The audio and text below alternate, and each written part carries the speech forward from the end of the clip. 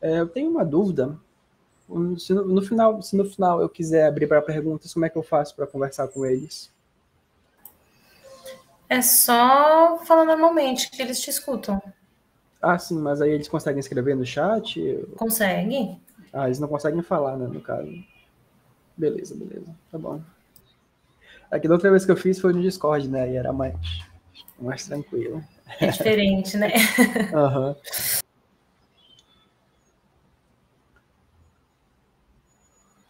Bom, pro pessoal que já tá aí, a gente vai aguardar mais acho que uns 2 minutinhos. Mas vamos, acho que esperar dar 5 e 5. Quando der 5 e 5 a gente começa. Tá? E só para ver se dá um tempinho para chegar mais gente aí, beleza?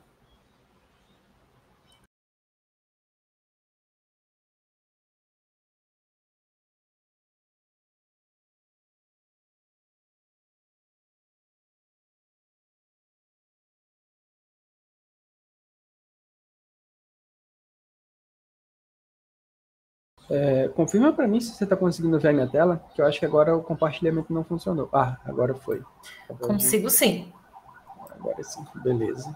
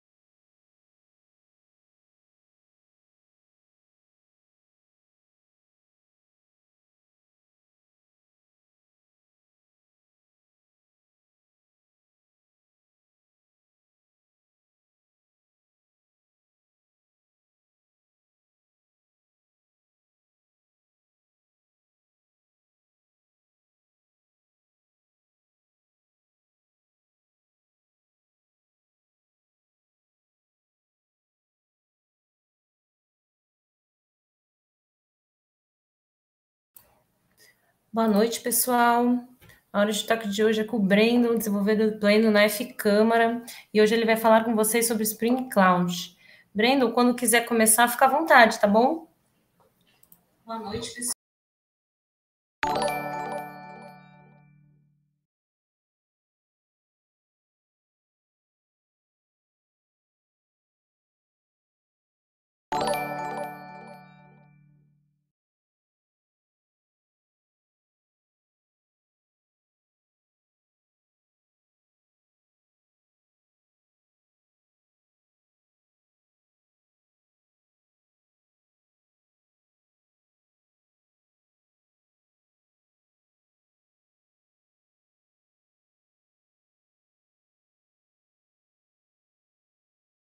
Bom, acho que já deu horário, né?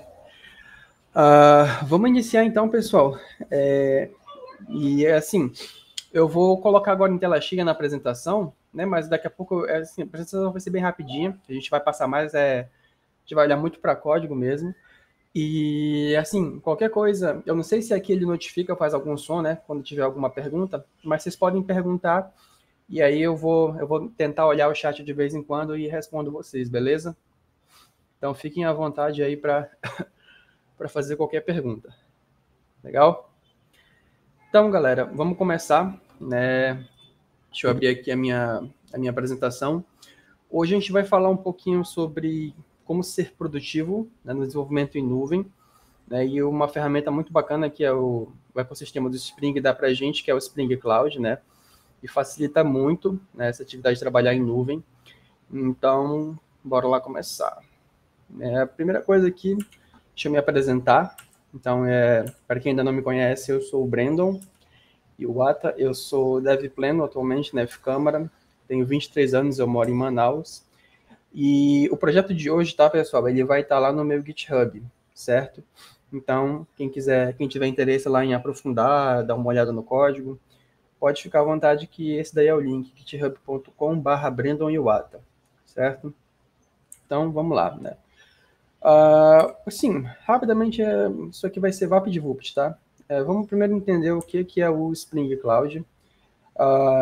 Sim, acho que a primeira coisa que a gente tem que falar é que ele foi feito pela Netflix, né? Dando um pouquinho do contexto histórico aí, eles estavam tendo bastante problema lá para trabalhar com cloud e tudo mais. A Netflix usa muito Java no back-end deles. Então, assim, eles desenvolveram esse conjunto de ferramentas e o legal é que eles abriram para a comunidade, né? Isso daí. Então, hoje, assim, eu acho que tudo bem que hoje eu acho que não é mais 100% Netflix das coisas que existem no ecossistema do Spring Cloud, mas uns 90% ainda é, né? Tu lê lá no domínio do pacote, Netflix, enfim. E o objetivo principal dele é facilitar o trabalho com aplicações cloud. Não tem muito o que falar em relação a isso, tá, pessoal? O objetivo dele é simples e claro. O que a gente vai ver hoje, então? Né? Assim, isso aqui que eu vou mostrar para vocês não é tudo que o Spring tem a oferecer, mas é o que eu consegui encaixar nesse espaço de 1 hora para vocês.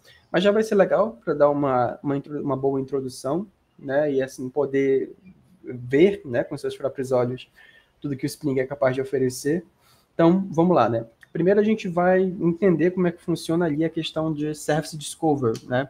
Ou seja, como é que os serviços eles se descobrem e interagem uns com os outros, né? Para isso a gente usa uma ferramenta do Spring Cloud chamada Eureka, né? E ao mesmo tempo também a gente vai verificar ali a questão de load balance com o Ribbon, tá?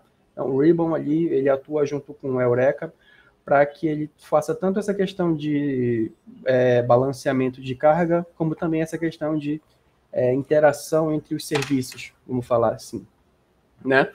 Depois disso, a gente vai ver o config server, tá? O config server, ele é um carinha muito bacana que vai trazer para a gente a possibilidade de externalizar, né? Assim, a gente tem que lembrar que nós estamos trabalhando em um ambiente de cloud. Então, não é tão interessante você ter as configurações de seu projeto distribuídas em cada projeto, né? Sei lá, você vai ter 8, 10, 20 microserviços no teu projeto, né, dependendo do tamanho dele ali. Se for, por exemplo, a Uber, que tem 4.000, né, então, enfim. Não é viável você manter configurações de banco de dados e outros valores em si, né, dispersos um em cada projeto. Então, o config server ele vem para auxiliar a gente nesse ponto, tá, pessoal? Então, o config server ele é uma mão na roda nesse ponto aí. E o OpenFang, né, ele é uma ferramenta para a gente estar fazendo ali a integração entre os serviços. Se vocês já são acostumados a trabalhar com Spring, vocês devem conhecer o REST Template. Então, vamos pensar no OpenFang como uma abstração em cima do REST Template, que basicamente já vem com tudo pronto, né, toda essa questão de interação com o load balance, com o Eureka e por aí vai. Então, ele facilita muito o nosso trabalho em usar essas ferramentas do ecossistema do Spring Cloud, e também ele já tem uma sintaxe mais limpa, né? Assim, você vê a sintaxe do Fang, ela é uma sintaxe muito gostosa de você trabalhar, tá? Então, como eu falei, né? O slide não é muita coisa, tá bom? Vamos lá pro nosso projeto. A gente vai seguir a ordem que está aqui, tá? Então, a gente vai começar com o Eureka e com o Ribbon, beleza? Eu já deixei o projeto pronto, certo? Assim, como eu falei, depois vocês podem olhar lá no Git.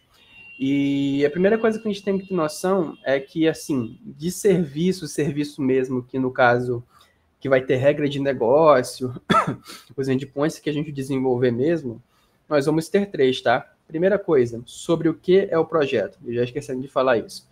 Eu bolei aqui uma concessionária, vamos dizer assim, chamada FCAR, né? Por que será?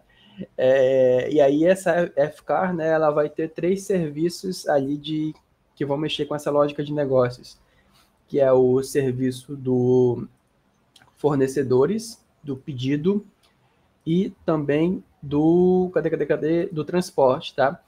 O pedido ali seria o serviço que vai lidar com toda a questão de manusear os pedidos que são feitos, né? Ali são um serviço para fazer integração de repente com o sistema de outros fornecedores e um ali para quando for feito o envio do carro para o cliente, né? Então, a gente tem esses 3 caras aqui, né? Mas vocês vão ver que a gente vai ter também aqui 2 outros serviços. Isso daqui é uma lib, tá? Que eu criei só para ter todos os DTOs aqui dentro e não ter que ficar tendo a mesma classe 2 vezes em 2 projetos. Então, esse cara aqui, ele não é tão importante assim, não. Esse domínio aqui, ele é o de menos, né? Então, vamos dizer que você está lá, né? Você resolveu começar a trabalhar com microserviços e aí beleza, você já sabe que você precisa ter cada aplicação isolada, então cada aplicação, respectivamente, vai ser um projeto, né? Pedido, transporte e fornecedores. Aí agora você começa a enfrentar os primeiros desafios de usar essa arquitetura, né? Como é que você faz para os seus serviços conversarem entre si de uma maneira que seja prática de trabalhar, certo? Então, galera, é nesse ponto que o Eureka ele vem a atuar para a gente, né? Juntamente com o Ribbon. Então, começando acho que já seria interessante eu mostrar aqui esse desenho para vocês. Cadê? Aqui, ó. Isso daqui é como os nossos serviços eles se integram com o Eureka. O que o Eureka é? Ele é um Service Discover, né? Ou seja, ele é um...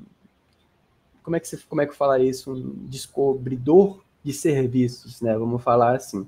Então, os serviços, pessoal, eles vão se registrar no Eureka, tá? Eles vão dizer assim, ó, Eureka, eu faço parte eu sou serviço da transportadora da FCAR, da concessionária da FCAR, né? E aí vem esse outro cara, esse outro cara, e todos eles se registram no Eureka, certo? Então, um ponto importante, muito interessante quando você estiver trabalhando com Eureka, pessoal, é o seguinte, tá? Vocês vão ver que eu tenho vários projetos aqui. Então, assim, eu não posso subir, por exemplo, o fornecedores, ou pedido, ou transporte antes do Eureka, né? O motivo ele já fica até meio óbvio, mas é porque como é que esses caras se registram no Eureka se o Eureka está fora do ar, entendeu? Então, a gente, assim, a gente precisa ter o Eureka primeiro dentro do nosso sistema, tá? Só um instantinho, pessoal, já volto aqui com vocês, espera aí.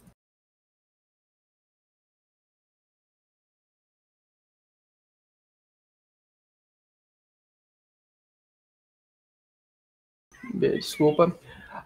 Então, né, voltando para onde eu estava falando. Beleza, né, a teoria ali tá legal. Deixa eu ver se já tem alguma pergunta no momento.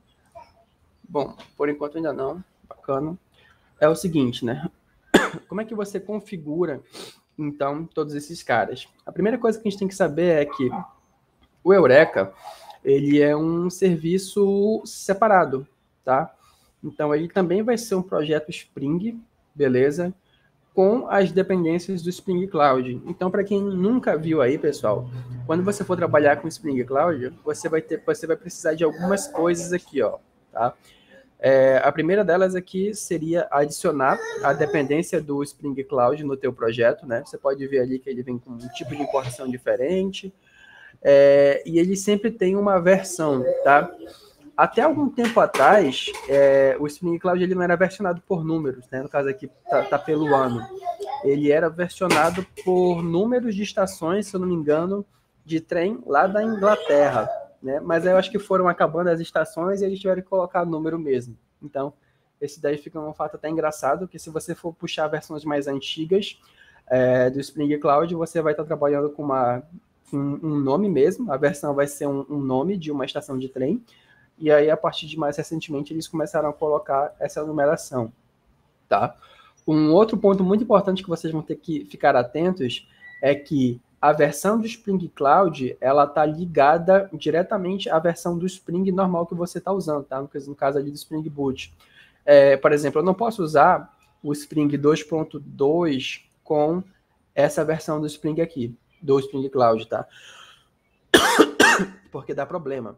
Então, a versão 2.2 do Spring Boot tem a própria versão do Spring Cloud dele, tá legal? Então, assim, para vocês vão evitar muita dor de cabeça se vocês já souberem disso logo de cara. Porque, de repente, eu quero começar a usar o Spring Cloud dos meus projetos e aí eu estou usando uma versão um pouco mais antiga do Spring e aí eu não posso usar, então, a versão mais recente do Spring Cloud, certo? Dito isso, vamos ver assim, pessoal, configurar o Eureka, né? Pelo menos assim, a um nível mais básico, é muito simples. Vocês vão ver que aqui dentro, ó, eu só tenho a classe Application mesmo, eu não tenho nada de especial. E aqui no POM, eu só vou ter a dependência do Eureka, tá? Além de tudo isso aqui que eu já falei. E aqui nos nossos resources é onde a mágica acontece, tá? O que eu estou fazendo aqui, ó? Primeiro, eu seto a porta do Eureka para ser a porta 8761. Isso é uma convenção, tá bom? Então, geralmente, quando você for ver por aí, a porta do Eureka sempre vai ser essa 8761. E aqui a gente tem, então, o que a gente está dizendo aqui, né? Como o Eureka ele é um serviço independente também, a gente tem que dizer para ele que ele não se registra nele mesmo, tá? Então, nessas duas linhas, elas estão fazendo isso aqui, ó, tá bom? A gente está dizendo, Eureka não te sincroniza contigo e não te registra em ti mesmo, porque senão fica dando erro, tá? Então é por isso que nós temos que ter essa linha aqui. Mas vocês podem ver que com o mínimo de configuração, eu já consegui aqui criar o meu servidor do Eureka, e daqui eu já posso até subir ele, tá? Sem ter grandes problemas. Um detalhe muito importante é que, assim, ó, quando você configurar o teu Eureka, tu não pode esquecer disso daqui, tá bom? Enable Eureka Server, tá legal? Por quê? Porque esse aqui que vai permitir que você trabalhe com Eureka. Se você esquecer disso daqui, você vai ficar tomando erro na cara e provavelmente não vai saber o porquê, tá legal? Então, beleza, a gente já tem ali o nosso descobridor de serviços, né, o nosso Service Discover. Então, vamos startar ele aqui, né? E eu quero mostrar algo interessante para vocês sobre o Eureka. Eu vou rodar ele aqui, ele vai começar a subir. Deixa eu ver se até o momento já tem alguma pergunta aqui. Bom, se tiverem qualquer dúvida, podem mandar, tá, pessoal?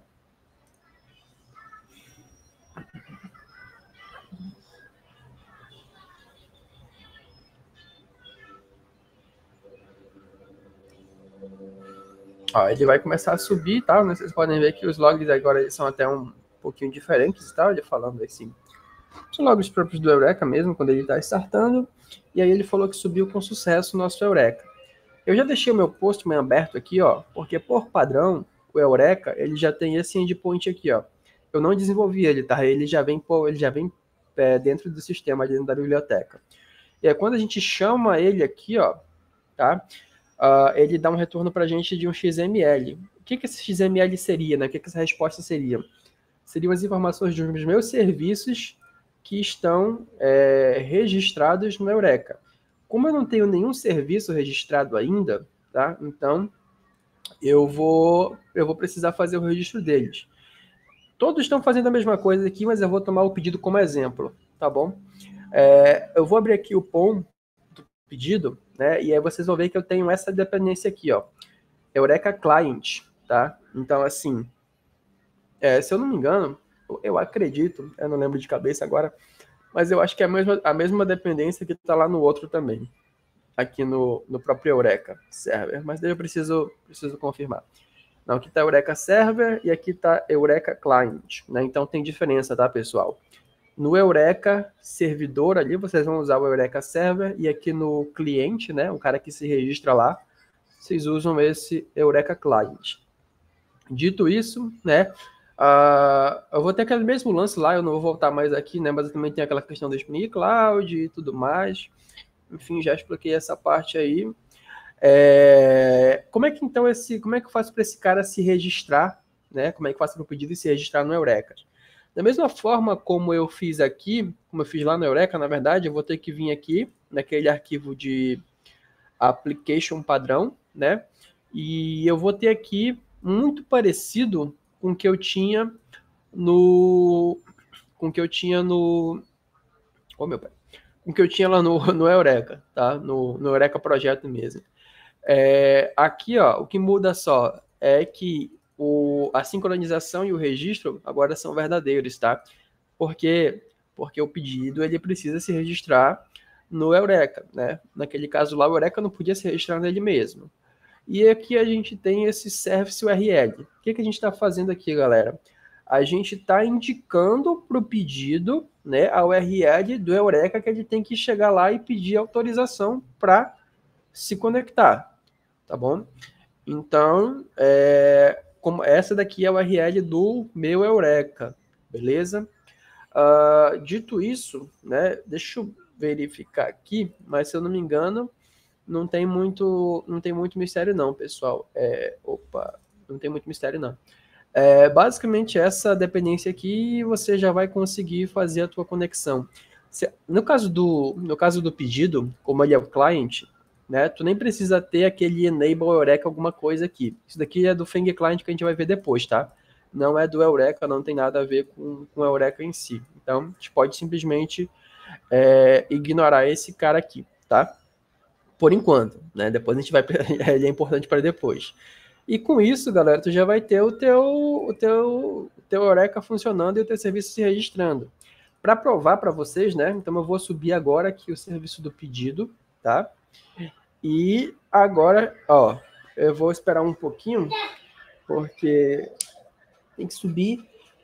E ele demora um pouco para se registrar, tá? É de 35, o intervalo padrão, ele é de 30 em 30 segundos. Tá, ele não vai subir por quê? Por causa do config server, tá? Eu preciso primeiro startar o config server. Assim, eu não vou explicar o que é o config server ainda, mas depois eu volto aqui e explico para vocês, tá? Vou startar ele só porque precisa mesmo do config server aqui. E porque senão ele não consegue encontrar o URL do banco para se conectar e tudo mais. Aliás, eu nem sei se eu startei o banco. Provavelmente talvez ele dê erro por causa disso. Mas vamos ver aqui. Não, subiu bonitinho. Legal. Ok. Então agora sim eu venho aqui no pedido e vamos ver se ele vai funcionar.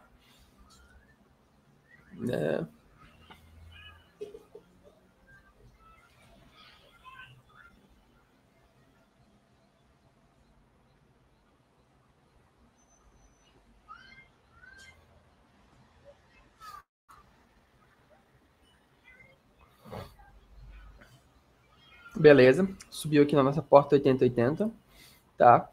E agora, ó, quando eu venho aqui, então ele me mostra que ele está dizendo, ó, que ó, o nome da aplicação pedidos, a informação da instância e tudo mais, né? E aqui ele traz algumas informaçõezinhas sobre o meu servidor. Se eu startar as outras aplicações também, no caso aqui o meu fornecedor também eu vou startar, e eu vou startar também o meu transporte aqui.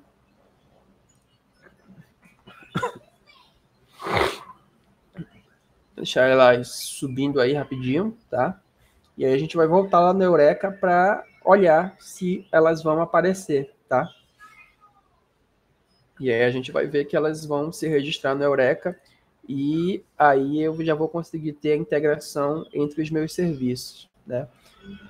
Nesse momento você pode estar pensando, beleza, eu integrei os meus serviços, mas isso vai servir para quê, né? Por que eu preciso ter um Eureka para centralizar tudo, ao invés de fazer o pedidos ficar chamando o fornecedor, depois fazer as requisições basicamente direto entre um e outro, né? Qual que é a vantagem de eu usar o Eureka ao invés de eu usar a requisição normal, apontando para o cara, né? Então, só para confirmar para vocês aqui, ó, agora ó, subiu para 3, né? Tem aqui, ó, fornecedores, transporte e pedidos, tá? Então, os 3 caras se registraram no Eureka. Galera, qual que é a premissa de você trabalhar com cloud, tá? Qual que é a premissa de você trabalhar com cloud? É a questão de você ter autoescalabilidade, certo? Ou seja, o que isso quer dizer? Nem sempre você vai ter, na verdade quase nunca, você vai ter só uma instância de pedidos, de fornecedores ou de transporte, tá? Isso faz com que os teus hosts tenham endereços diferentes, porque os IPs deles são diferentes, tá? Então, como é que você vai saber qual é o cara certo para se chamar, certo? Como é que você vai saber isso? Como é que você vai fazer isso, né? Você vai ficar colocando na sorte o host dos teus projetos, né? Aí você vai correr o risco de chamar um host que já não existe mais porque ele foi destruído ou alguma coisa assim do tipo, entendeu? Então, pessoal, basicamente essa é a vantagem que você tem ao usar o Eureka, tá? Eu vou mostrar aqui, quando a gente for passar pelo Feng, a gente vai entender melhor essa questão aí, mas assim, já fica aí para vocês começarem a imaginar, tá? Quando eu mostrar o Feng, tudo vai ficar mais claro. Deixa eu dar uma corrida aqui, porque eu já acho que eu me alonguei demais nessa questão do Eureka. Alguma dúvida até o momento sobre como o Eureka funciona? Como é que ele trabalha? Beleza, por enquanto ainda não. Fechou. Vamos então agora ver o nosso segundo tópico, tá? O segundo tópico aqui, ele é um pouco mais curto, acredito, tá bom? Que é o nosso config server, tá legal? Então, eu tenho até a imagenzinha dele aqui. Como é que funciona o config server, certo? Os nossos projetos aqui, o pedido, o transporte, o fornecedor, eles não vão guardar as próprias configurações deles de banco de dados. No nosso exemplo aqui, tá? A gente poderia até expandir, se fosse um projeto real, guardar configurações de outras coisas, mas esse não é o caso, tá? Aqui, por exemplo, ó, se você já está acostumado a trabalhar com Spring, né, você vai ver que geralmente as suas configurações de banco ficam nesse application YAML. Mas você já pode ver que não tem nada de banco aqui, né? E eu conectei no meu banco de dados. Então, como é que eu fiz isso? Foi mágica? Né? Foi o quê? Não foi mágica, galera. Basicamente, o que eu tenho aqui, ó, é um outro serviço só de configurações de configurações, basicamente. Não tem muito o que falar em relação a isso. São várias configurações diferentes que eu posso embutir dentro do meu config server. Então, o que eu estou fazendo aqui, pessoal? Ó, quando vocês veem aqui, ó, no projeto do config server, né? Primeiro vamos mostrar a dependência, tá? Ele usa essa dependência aqui, beleza? Config server, tá legal? E basicão vai ser o seguinte, ó. Né? Não tem nem muita coisa, ó. Pode ver que é um POM bem pequenininho mesmo. E aqui a mágica, novamente, toda a mágica ela acontece no application aqui, né? E também a gente tem aquela notação aqui, ó, enable config server, tá? Assim como a gente teve para o Eureka, lá no caso do projeto do Eureka, aqui a gente também vai ter esse enable config server, certo? E aí, pessoal, o que acontece aqui? Eu tenho 3 projetos, eu tenho 3 serviços, né? Então, assim, eu vou ter 3 arquivos de configuração. Por quê, galera? Porque eu separei os meus esquemas, tá? Aqui, ó, eu tenho o esquema do fornecedor, o esquema do pedido e o esquema do transporte, tá bom?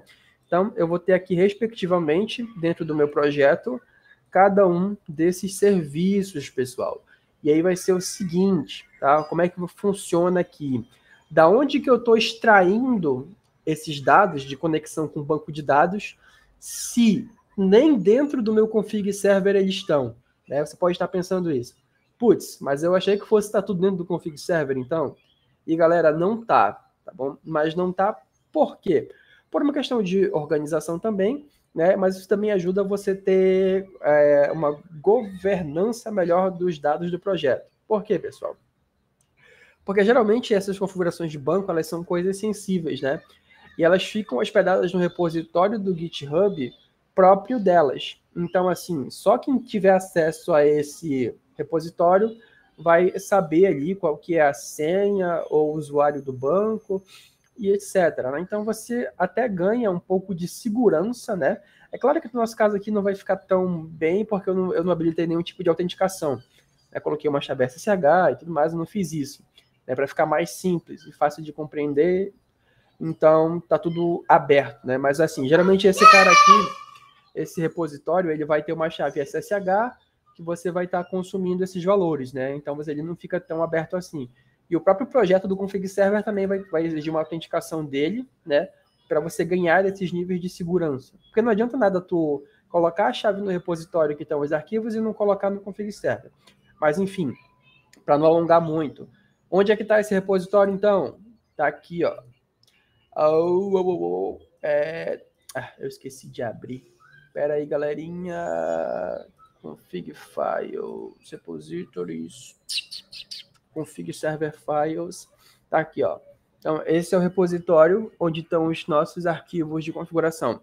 Percebam que eu tenho 3 pastas, ó. Fornecedores, né, pedidos e transporte. E dentro deles é que estão os arquivos YAML que serão consumidos, galera. Então, aqui dentro é onde eu tenho ali, né, as minhas configurações de banco de dados, todas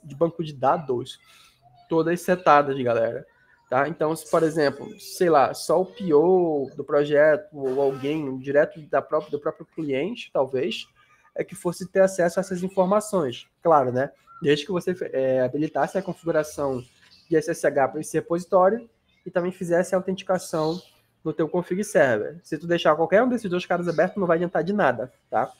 Então, para esse caso aqui, como é alguma coisa mais didática, não é o que vai para produção, tá tudo aberto, tá? Mas não façam isso em produção, Tá legal? Beleza, então, só para mostrar para vocês, né, e realmente provar esse ponto aqui. Se vocês olharem no desenho da apresentação, tem até aqui, ó, os serviços integram ao config server e o config server consome o repositório do GitHub, né? Como é que ele faz isso? Através dessa configuração, tá? Então, galera, é o seguinte, beleza, eu mostrei o servidor do config server. Agora, como é que o pedido, o fornecedor e o transporte vão fazer para se integrar com o config server, né? Novamente, vamos usar o pedido como exemplo, mas vai ser a mesma coisa para os outros 2, tá? A gente vai vir aqui, ó, começando pelo POM, a gente vai ter essas 2 dependências aqui, ó, do Bootstrap, para que eu possa ter esse arquivo aqui, ó, Bootstrap YAML. O que esse Bootstrap YAML ele é, pessoal? Ele é um arquivo que é executado antes do application YAML. Por quê, pessoal? Por que eu preciso fazer isso? Porque como eu estou trabalhando com configurações de banco de dados no meu repositório, né, eu preciso ter elas no meu projeto, ou seja, no meu pedido, no meu fornecedor, no meu transporte, antes que o application YAML, né, ou seja, antes que o Spring ali, que o Hibernate, na verdade, ele queira consumir esses dados, né? Porque se eu simplesmente deixo essa configuração aqui dentro do meu application, ao mesmo tempo que o Hibernate ia querer consumir esses valores, os valores ainda não existiriam no projeto, tá bom? Então isso é muito importante, vocês terem ciência disso.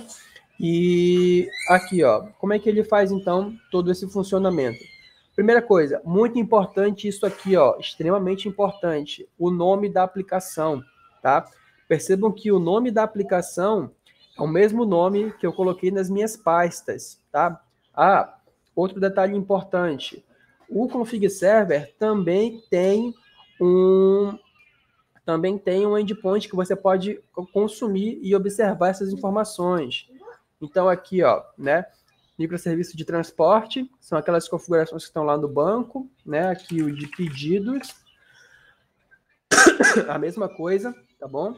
Então assim, pessoal, fica aí também a dica para quem quiser, né, É claro que aqui o endpoint está aberto, porque eu não implementei a autenticação, mas tudo bem. Então, assim, voltando para cá, né? É muito importante que o nome da aplicação seja o mesmo nome da pasta no GitHub, tá? E depois esse nome também, ele vai servir para quê, pessoal? Para que ele vai servir? Ele vai servir também para o Eureka. Mais para frente eu mostro como, quando eu chegar na parte do Fang, tá legal? Então, assim, fiquem muito, muito atentos a esse ponto, pessoal, certo? De sempre manter o nome da pasta no teu GitHub igual ao nome do projeto que você inseriu aqui, porque é uma convenção dele, tá? Ele vai usar esse nome aí. Se você botar aqui diferente, botar as duas diferentes, você vai ter problemas, tá bom? Então, assim, basicamente, vocês fiquem atentos a esse ponto. Eu preciso inserir aqui o profile da minha aplicação, né? Quando você está no mundo real, você trabalha com diferentes ambientes, né? Dev, Homolog, Prod, às vezes até mais. Então, pessoal, no meu caso aqui, eu não criei nenhum ambiente, né? Para reduzir a complexidade, mas talvez você tenha que deixar isso aqui um pouco mais dinâmico. E como é que você vai fazer no config server para setar esses caras, né? Aqui, em vez de ser só pedidos, você ia ter um pedido de -dev, um pedido de -hnl e um pedido de -prod, tá bom? E aqui, na hora de consumir, né, ao invés de ser default, você colocaria ou dev, ou HML, ou prod, tá bom? Então, assim, fiquem atentos também a essa questão dos ambientes, tá? Porque vocês sabem, né? Tem o banco de dev, o banco de HML e o banco de produção. Então, vocês têm que ficar atentos a isso daí. E aqui, a URL do meu config server, né? Muito parecido com a Eureka até. Então, é dessa forma que você consome esses caras, tá bom? Ó, lá era config server, aqui é config client, tá? Só para ficar esperto com isso. Então, deixa eu ver se eu estou esquecendo de mais alguma coisa sobre o meu config server. Então, opa, só um instantinho, pessoal. Rapidinho.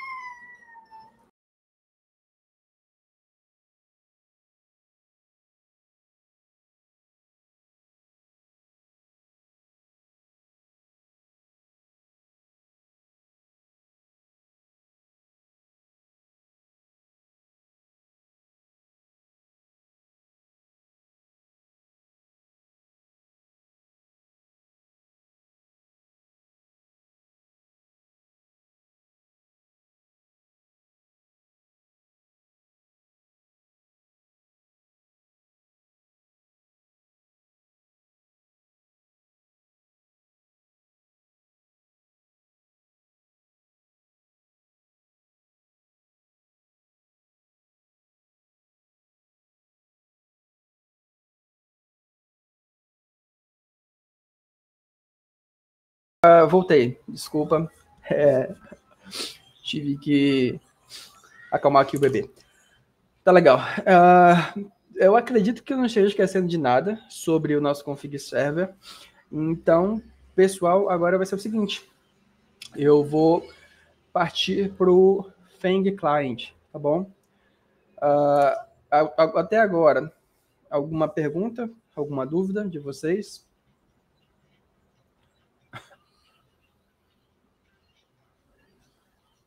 Nope. Ok. Então, vamos lá.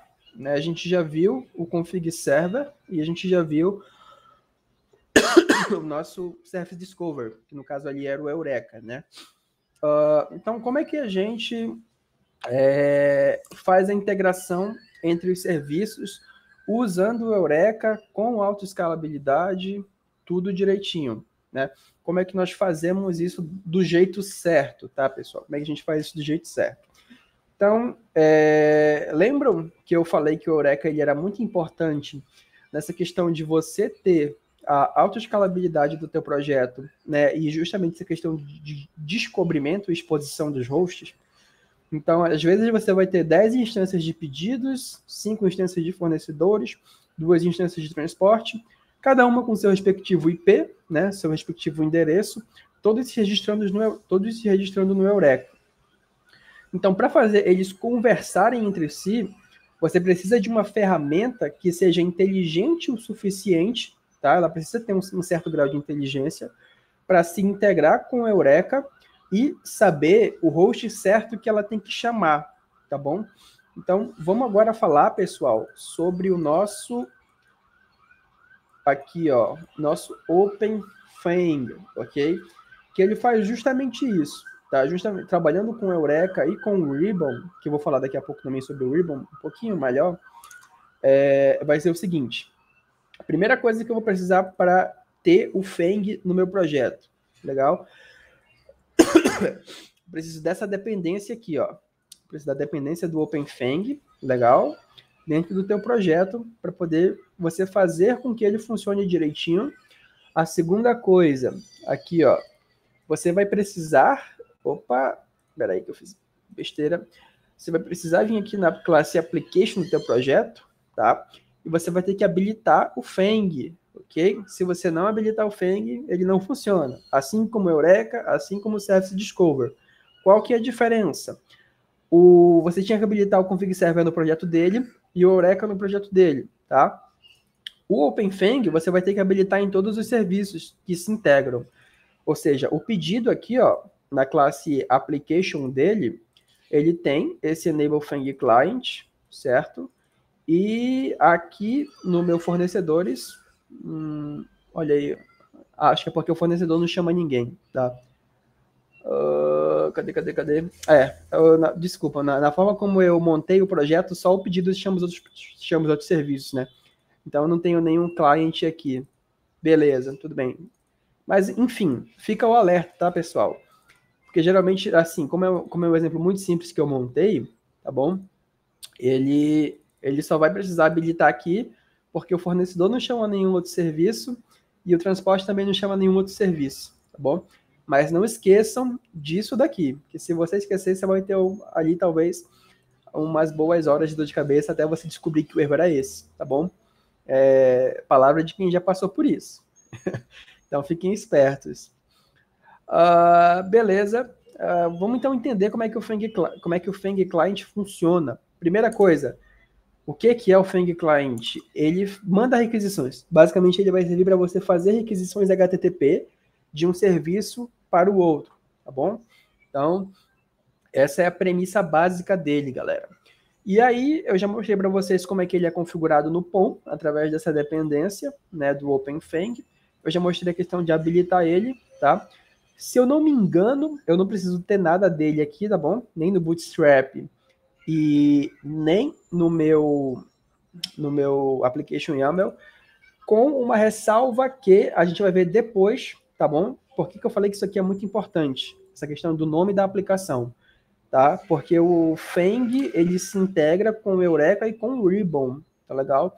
Então, nós vamos entender mais aqui um pouquinho para frente como é que essa requisição ela vai acontecer, tá? Mas vamos deixar isso daí para depois. Primeira coisa, como é que eu faço para criar um client, né? Um client do Fang? Basicamente vai ser o seguinte, essa aqui é a convenção, tá bom? Você sempre vai ter um pacote chamado client, ok?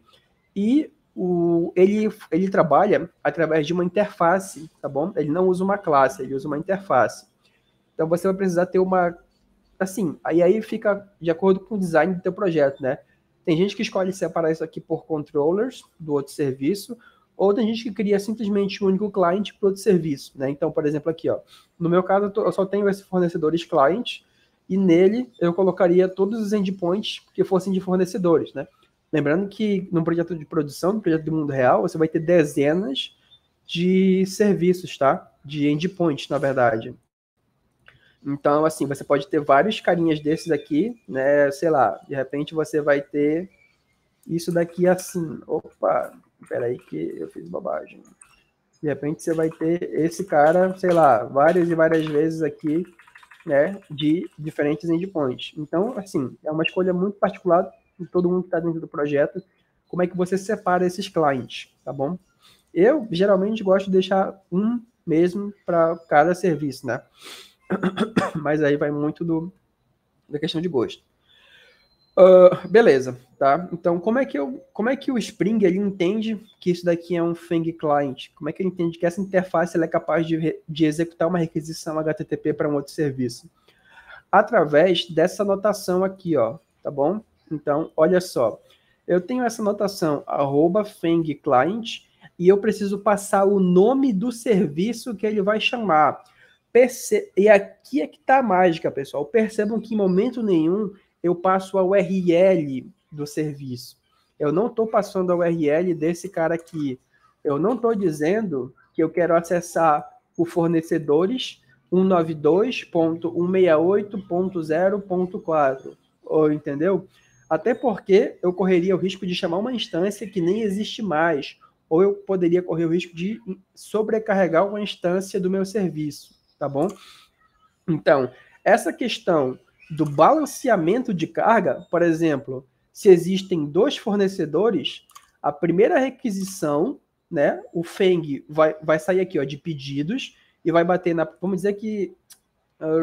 deixa eu fazer assim. Cadê? Né? Peraí, só um instantinho, pessoal. Tá pensando aqui. Beleza, vamos vir para cá. Para cá, aqui, né? Vamos dizer, então, que aqui no caso do fornecedores, eu vou ter 2 máquinas, tá? E não uma. Eu não vou ficar mexendo muito nisso, porque eu prendi eles e aí vai ficar muito estranho. Mas então o que acontece? A requisição feita pelo Fang, ela vai vir aqui, vai bater no, vai chegar com o Eureka e vai dizer, ó, eu quero chamar o endpoint do fornecedores, né? Só que eu não estou dizendo a URL do host, né? Então o Eureka, juntamente com o Ribbon, que é esse cara que faz a questão do load balance, ele vai usar um algoritmo de balanceamento chamado Routing, acho que é esse nome, Routing Robin, tá? Então, esse é o algoritmo de balanceamento que ele usa por padrão, que na prática quer dizer o seguinte, ele vai mandar uma requisição para a primeira instância e depois uma requisição para a segunda instância, tá bom? E ele vai ficar fazendo isso daí. Ele manda uma requisição para cá e ele manda uma outra requisição para lá, tá bom? Então, assim, ele vai trabalhar dessa forma. Uma máquina para cá, outra máquina para cá. Uma requisição para cá, outra requisição para cá. Tá bom? Isso daí já dá uma boa ajuda, né? É o algoritmo de balanceamento mais inteligente que existe? Não, não é. Mas já quebra um galho bacana, entendeu? Então, dependendo da tua necessidade, né, da escala do teu projeto, provavelmente um Housing Ruby aí da vida já vai suprir a necessidade. Tá bom? Então, galera, é por isso que é muito importante, tá? Por exemplo, aqui, ó, se eu tivesse colocado um outro nome, né, que não fosse o nome que está aqui no Bootstrap do meu projeto, tá? Esses fornecedores, ele não ia conseguir chamar com sucesso. Por que ele não ia conseguir chamar com sucesso? Porque ele não saberia identificar o serviço, tá bom? E percebam outra coisa, eu não insiro a URL, tá? Eu só insiro o nome e deixo que o Eureka, junto com o Ribbon, façam essa questão de informar quais são as instâncias que estão disponíveis e também de fazer o balanceamento da carga, tá, pessoal? Uma outra coisa muito bacana é que essa sintaxe ela é muito enxuta, tá? Quem já trabalhou com REST template sabe que você tem que dar new REST template e setar 1 milhão de coisas, né? Então, nem sempre é algo elegante de você estar escrevendo, certo? Olha como é que eu digo aqui, ó, por exemplo, vamos lá, dentro do meu fluxo. Vamos fazer o fluxo inteiro aqui, ó, né? Eu fiz só um endpoint aqui, ó, que ele basicamente vai pegar e vai criar um pedido, né? Então, a requisição vai bater aqui, uma requisição post, né? Ela vai vir aqui no criar pedido service. E, ó, eu chamo primeiro fornecedores client. Percebam aqui, ó. Basicamente, eu dou um auto-wired nessa interface aqui, ó, fornecedores client, e eu crio um método que vai representar o endpoint do outro serviço, né? Que na casa aqui é /fornecedores, /pedidos, /validações. Se eu abrir aqui o fornecedores, ó, eu venho aqui, tá? E eu vou ver que eu tenho barra fornecedores, barra pedidos, barra validações, né? E aí esse cara aqui executa algumas validações, mas que, enfim, né, não é o foco da palestra, a gente está conversando nesse momento sobre isso. É realmente abordar ali a questão dos recursos do Spring Cloud.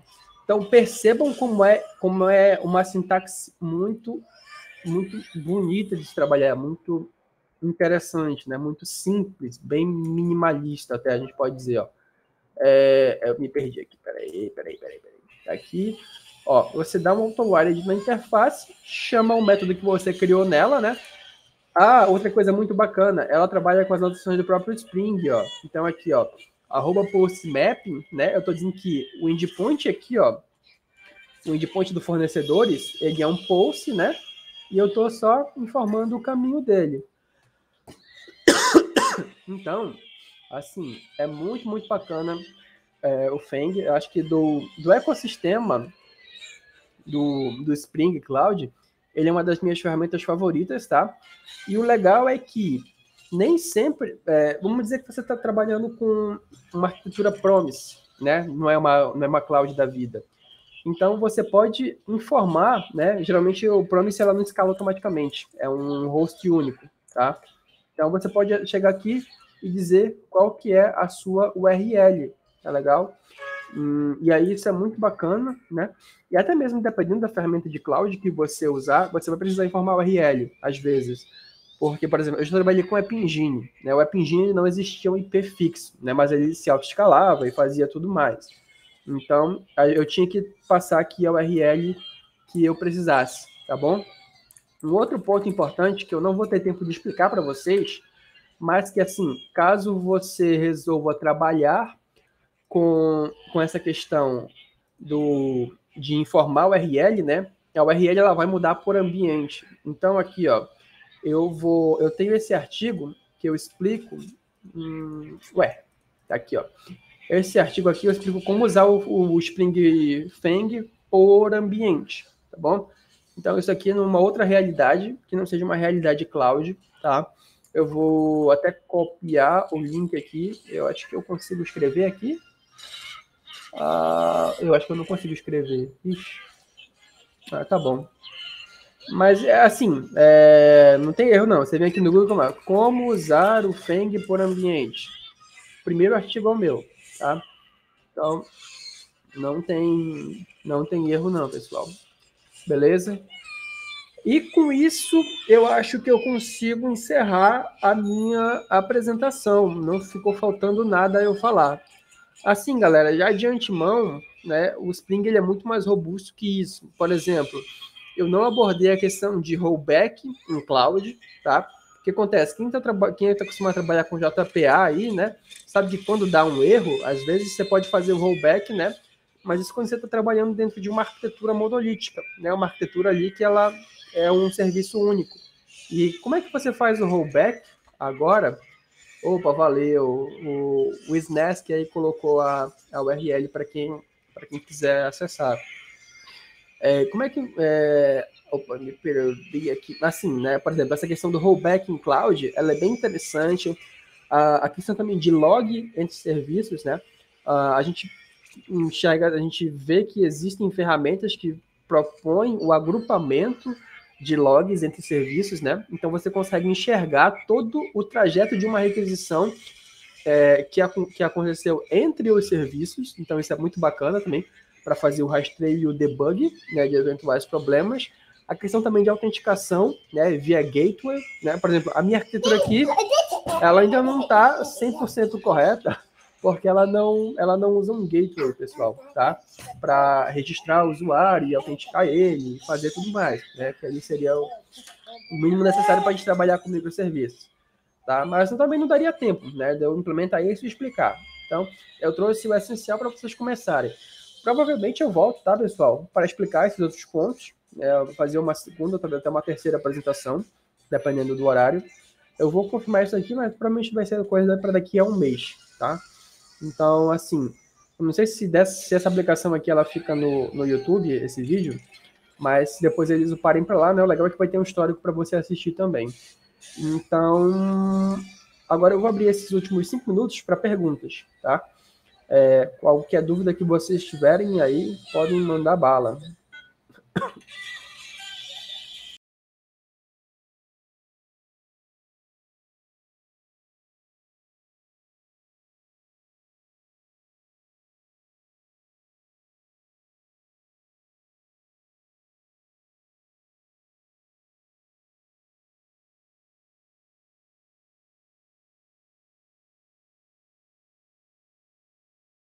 Bom, eu acredito que não. Conhece algum outro que fazer? Olha, eu sei que existe, né? Mas eu não consigo te falar o nome agora. Mas tem sim outras ferramentas que fazem essa questão de self-discover também, que você pode integrar no projeto. Eu só não sei te falar o nome, para ser bem sincero contigo, né? Porque o Eureka ele é meio que o default que vem ali, mas sim. Mais ou menos como a gente pode falar como seria o Hibernate também, né? O Hibernate ele é meio que um consenso hoje em dia, mas assim, existem situações que você pode usar outros. Não cheguei a fazer essa questão do Ribbon, não. Não, comentar o Ribbon, achei que fosse comentar. Tá, o Ribbon, basicamente, nesse cenário aqui, ele vai fazer aquela questão da carga, né? Porque, assim, o Eureka e o Ribbon, eles se misturam, tá? É por isso que é muito difícil separar eles dois. Mas, assim, eles são coisas diferentes, né? Porque o Eureka, ele administra a questão de descobrimento de serviços, tá? Assim, de registrar os serviços em si, né? Ele sabe aqui quais e quantas, como eu posso falar, instâncias existem de cada serviço. E o Ribbon, ele, junto com o Eureka, né? Ele pega e faz aquela questão do routing Ruby, né? Que é justamente a requisição saiu daqui, a primeira requisição, ela vem e bate na primeira instância. Vem a segunda requisição, bate na segunda instância. Terceira requisição, primeira instância. Quarta requisição, segunda instância. E aí, dependendo disso daí, né, e das configurações que tiver lá na tua cloud, essas instâncias vão até crescendo, né? Quando duas não derem mais conta, vem 3, 4, 5, 6. E aí ela vai expandindo, tá? Mas assim, não tem como separar muito o Ribbon do Eureka.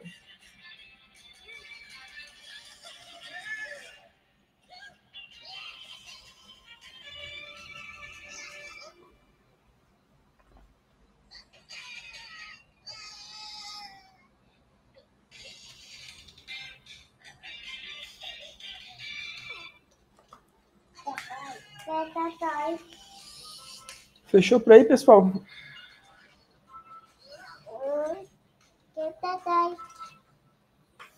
Opa.